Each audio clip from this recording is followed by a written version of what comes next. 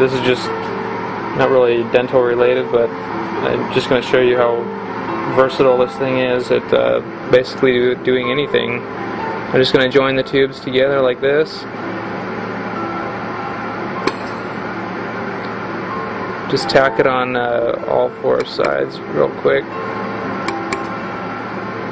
Now when you weld, it does tend to constrict at the weld site, so you got to balance everything out and hold it in place before, or else you'll end up opening the seam on the opposite side. But anyway, after you get them tacked, then you can just go through and weld it. You can see I'm holding on to it right next to it. If it does get hot, there's an air nozzle right here within reach. I'm just reaching my hand up and spraying it with air to cool it off quickly.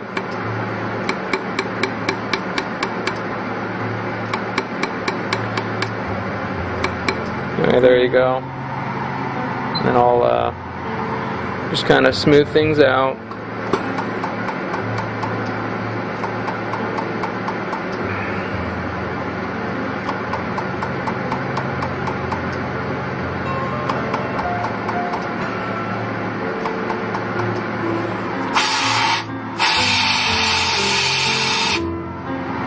Anyway, there you go. Nice and smooth. I mean, just for kicks, you could you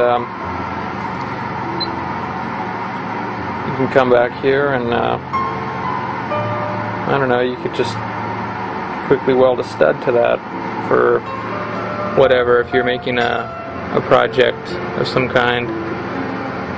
I've used this for hobby related stuff all the time. Anyway, I just grabbed this piece of steel that was laying in the bottom of the laser and just weld that up.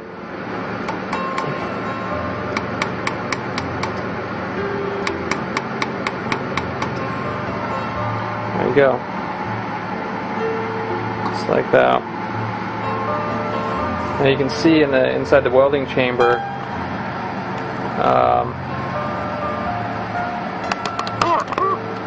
there's an arm right here that you raise like this to increase or decrease the spot size, as it's shown on that diagram right there. You don't have to look at it. You just learn that all the way down is the sharpest spot point. It's really almost too penetrating for most stuff. I find that 2 clicks up like that, that's where I generally weld everything. And then to polish, it's just another 2 clicks up. So it's really easy. And then on the other side, you've got your joystick, and you can go through and change the overall power output of the machine, and that's where you do that from. You don't have to use this too often. And then here's the air nozzle, and at the back of the machine is a filter to filter out the smoke and stuff. And it also draws clean air into the laser to cool the light emitting mechanism inside the laser that cools the water, because it's basically bathed in water to keep it cool. Anyway, that's what it looks like from the inside. And like I said, this is the argon nozzle right here, and argon comes in through this blue line, fills this chamber, and the argon just falls out the bottom onto your workpiece.